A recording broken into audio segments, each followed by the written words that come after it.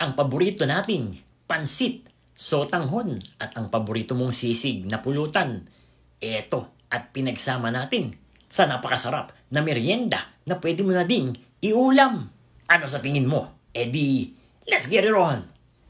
2 liempo natin munang pakukuluan. Pag kumulo, alisin ang mga impurities o yung mga lumulutang-lutang habang atin itong pinapakuluan. Then, ituloy ang pagluluto nito hanggang sa ito ay lumambot. Medyo mababaw ang ating pinaglutuan, kaya umapaw ang sabaw. Tumapon sa kalan, at ayan na nga, nag-aapoy na. Mukhang magkakasunog pa yata. Huy, huy! So dahil malambot na nga itong ating pork, at bago pa matuluyang masunog, hanguin na natin at ilagay natin sa isang lalagyan para ito ay lumamig. Or mas maganda kung tuyuin nyo ng kitchen towel. Para sa ating pagpipirito ay hindi siya masyadong matilamsik. Although talagang matilamsik ang pork. Hindi bale, lilinisin na lang natin ang mga tilamsik ng mantika dyan sa ating kalan. Ang importante, mapalutong natin itong ating gagawing sisig. Kaya tinakpan na natin. Hindi ba mas masarap ang sisig kapag ito ay crispy? At syempre, hihiwain natin ito.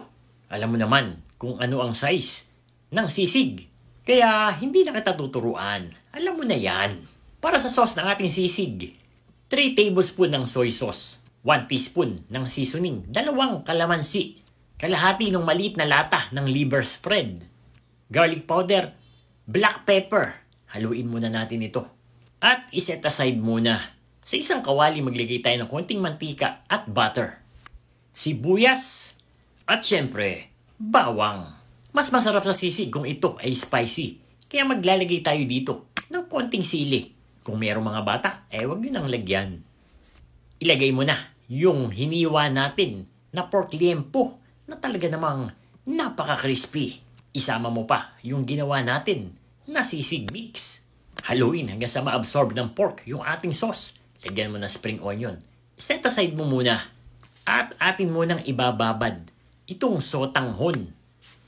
Ibabad natin hanggang sa ma-absorb ng sotanghon yung tubig. Para ito madaling maluto mamaya. Gupit-gupitin mo na rin dahil alam nyo naman ang sotanghon masyadong mahahaba. At baka sa iyong pagsubo magkahulog pa. Umpisahan na natin ng pagigisa. Unahin na natin ang sibuyas. Sunod ang bawang. Nagtabi tayo ng konting pork para dito sa ating panggisa. Carrots. Unahin natin dahil matagal itong maluto. 2 cups ng pork stock. 1 cup ng tubig. 2 tablespoon ng soy sauce. 1 teaspoon ng liquid seasoning. Ang mga gulay, green beans o Baguio beans. Bok choy, naglalagay ka ba niyan? Repolyo. At syempre, red bell peppers. Haluin muna at takpan. Hayaan nating maluto ng konti itong ating mga gulay. Alam nyo naman sa pansit, mas masarap ang crispy at hindi overcook na mga gulay. Kaya tatanggalin muna natin ito bago natin ilagay ang sotanghon. Lulutuin muna natin ang sotanghon. At kapag ito ay luto na, pwede na natin ibalik ang mga gulay. Halu-haluin hanggang sa mag-reduce ang kanyang sabaw. Lagyan ng spring onion para mas lalo itong sumarap. And there you have it, KND Nation, mga kada-delicious. Ito yung ating version ng sotanghon gisado with crispy sisig on top. Paano ba? Merienda at pulutan, pinag-isa na.